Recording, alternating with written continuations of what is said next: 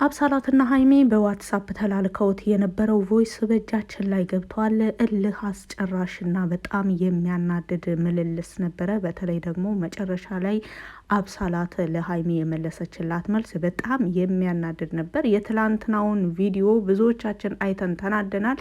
የአሁኑ ቮይስ ደግሞ ከምንም በላይ ከትላንትናው 3 እጥፍ ነው የሚያናድደው።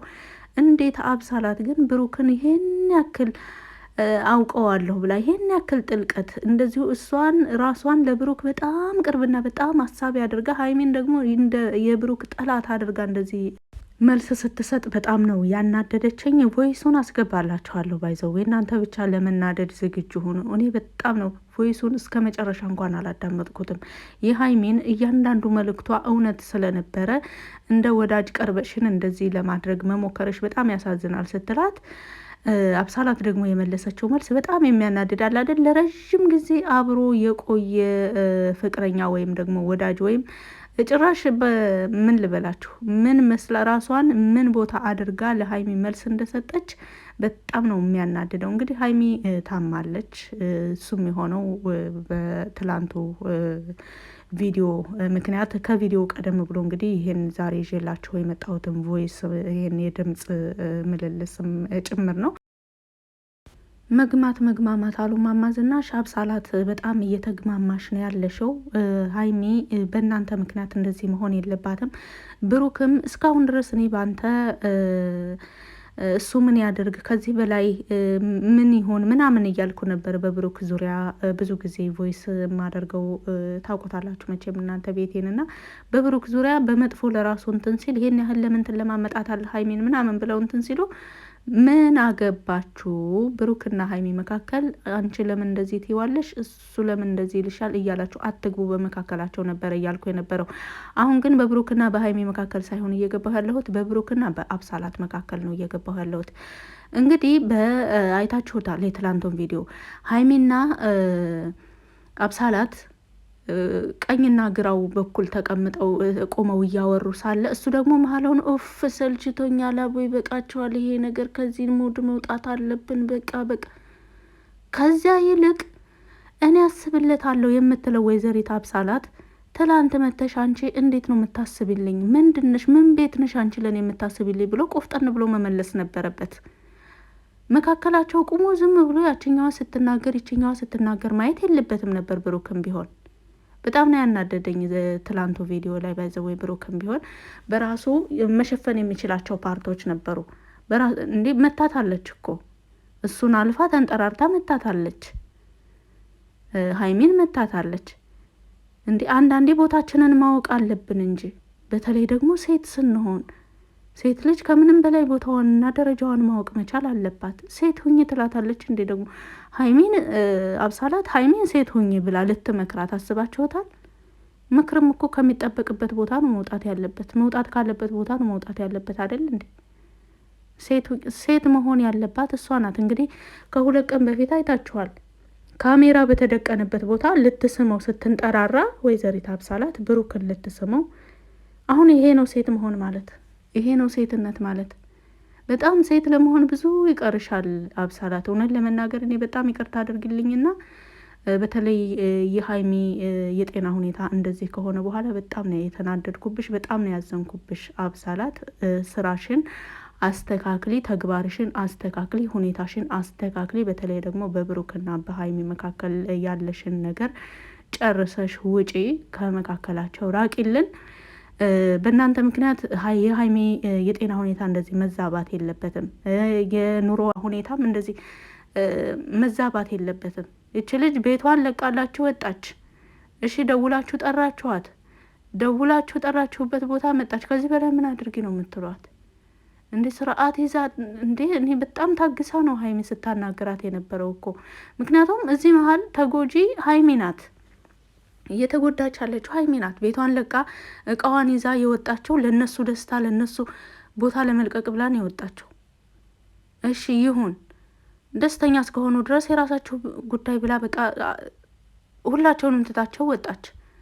አሁን ደግሞ ደውለው እነሱ ያሉበት ቦታ ድረስ ሄዳ መመታት የለባትም ነበር ይችልች። ምንም እንኳን በመካከላቸው ክርክር ቢኖር መመታት ደረጃ ቢደርስ እንኳን አንድ ሰው ከመካከላቸው መመታት ያለበት አብሳላት ናት እንጂ ሀይሚ አይደለችም። ምክንያቱም ያለ ቦታዋ ገብታ ነው እየተከራከረች ያለችው አብሳላት፣ ያለ ቦታዋ መግባት የሌለበት ቦታ ላይ።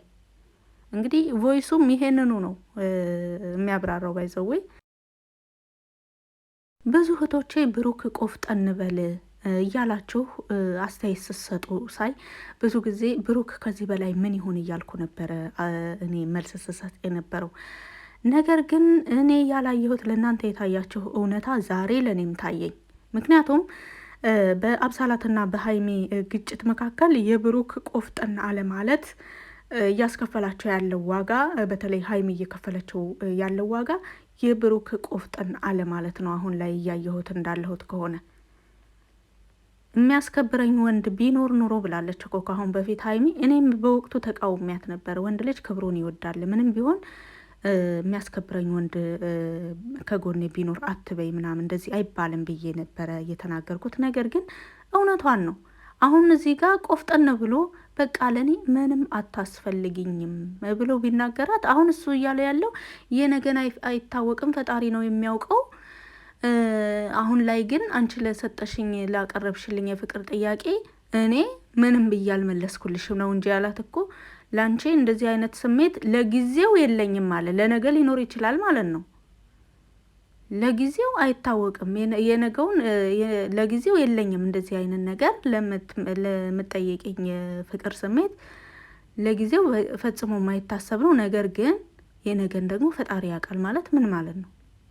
ለነገ ተስፋ አለሽ። በሀይሚና እኔ መካከል የተፈጠረው ግጭት እየተባባሰ ከሄደና ሀይሚና እኔ ከተለያየን ተስፋ አለሽ ከኔ ጋር ለመኖር እንደማለት እኮ ነው። አንዳንዴ ቀስ ብለን ስናስተውለው ንግግራቸውን እያንዳንዱ። ስለዚህ ብሩክም ቆፍጠን ማለት አለብህ።